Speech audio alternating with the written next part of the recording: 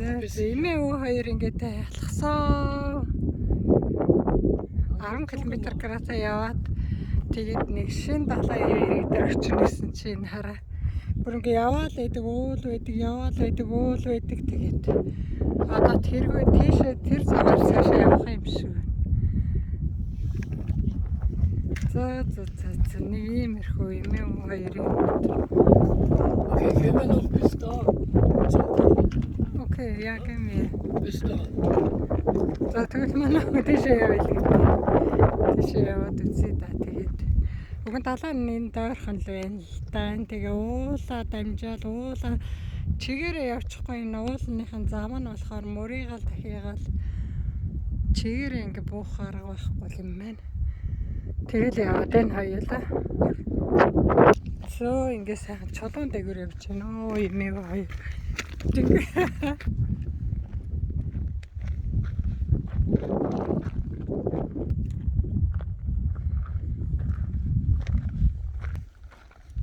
Бичлэг хийх гээд толгоороо хамгаалсандаа ханстах хүчсэн.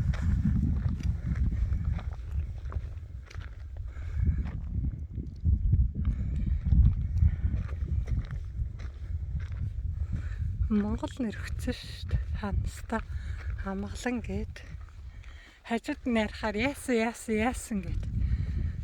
Яасан гээд хүн хэрүүлэхгүй тэгээд амар амгалан гээд ярьдгийг. Сая амгалан гээд Монгол нэрээр нь дуудчихна. За ямар ч байсан далай маань харагдчихээн. Тэгээд энэ мөсгөрлөлтөд ингээд далайгаа харчхаал ингээд мөсгөрлөлтөд яваад энэ хоёулаа. Шигээрээ явчихгүй уулаа тойрол яваад. За. Газар харж явахгүй бол газар нэм аван товтой битүү чулуутай. За зам маань дахиад нэг уулын орой дээр хүрсэн. Тэгээд дахиад нэг уулын орой дээр гараад тэгээд цаашаа явах юм шиг. Манай зай шиг буцаалгад шүү. За буцаа. Заавал энд ингэж явж хурж олон километр явж тэгэд халуунч байна. Заавал энэ халуунд тэгсэн чинь хүмүүс гарч ирж шүү тэндээс.